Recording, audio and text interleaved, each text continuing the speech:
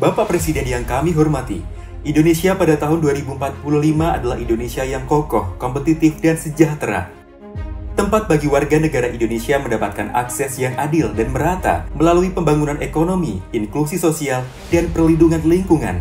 Visi ini akan terlaksana apabila kita bisa keluar dari krisis iklim yang lebih menakutkan daripada pandemi COVID-19 saat ini. Bapak Presiden, saat ini dunia memanas dan diperkirakan akan mencapai 4 derajat Celcius, jauh lebih tinggi dari yang harus kita hindari agar krisis iklim tidak semakin parah. Sekitar 6,3 juta masyarakat Indonesia harus mengungsi karena telah terdampak krisis iklim. Curah hujan ekstrim terus memecahkan rekor. Ancaman tren kemarau panjang telah mencapai lebih dari 85% di wilayah tanah air dan juga meningkatkan potensi kebakaran hutan. Semua bencana ini berdampak ke seluruh lapisan masyarakat, serta menghambat pencapaian pembangunan.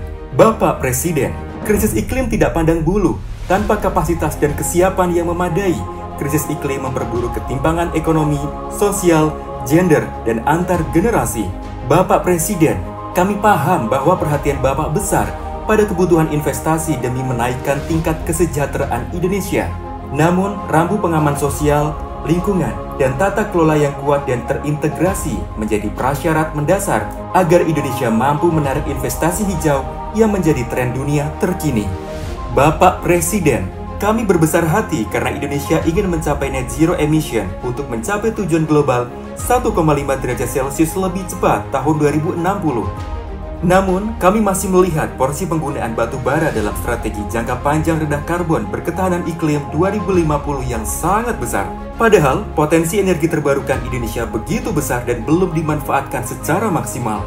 Mengenalkan bentuk-bentuk energi baru yang merupakan turunan dari sumber energi fosil akan menghalangi transisi menuju energi bersih dan terbarukan yang sesungguhnya. Dokumen strategi yang sama juga masih membolehkan hutan alam Indonesia, kekayaan bangsa yang tidak ternilai harganya, hilang hingga 6,8 juta hektar pada tahun 2050. Konsekuensi alih guna lahan semacam ini akan mengganggu peran dan fungsi hutan Indonesia yang luar biasa sebagai paru-paru dunia, sumber air bersih, dan memiliki mega biodiversitas tertinggi kedua di dunia setelah Brazil. Bapak Presiden yang kami hormati, menyadari dan mendeklarasikan keadaan darurat akibat krisis iklim yang tengah berlangsung di Indonesia akan memberikan ruang bagi seluruh lapisan masyarakat untuk berkolaborasi dan berkontribusi dalam menciptakan Indonesia tahun 2045 yang kokoh, kompetitif, sejahtera, dan tanpa krisis iklim.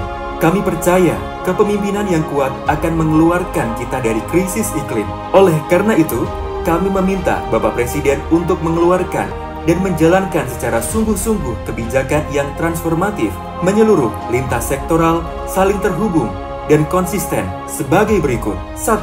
Memastikan arah pembangunan ekonomi hijau yang inklusif, berkeadilan, berorientasi pada pertumbuhan kesejahteraan, dan responsif terhadap krisis iklim melalui pemenuhan ambisi net zero emission lebih cepat dari tahun 2060 melalui peta jalan yang jelas dan terukur.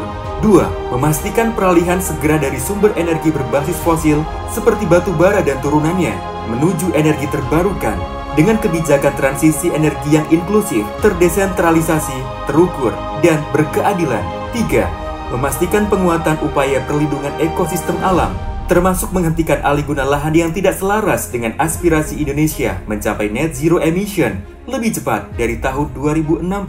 4. Memastikan pengelolaan sampah yang menyeluruh, mulai dari pola produksi dan konsumsi yang berkelanjutan.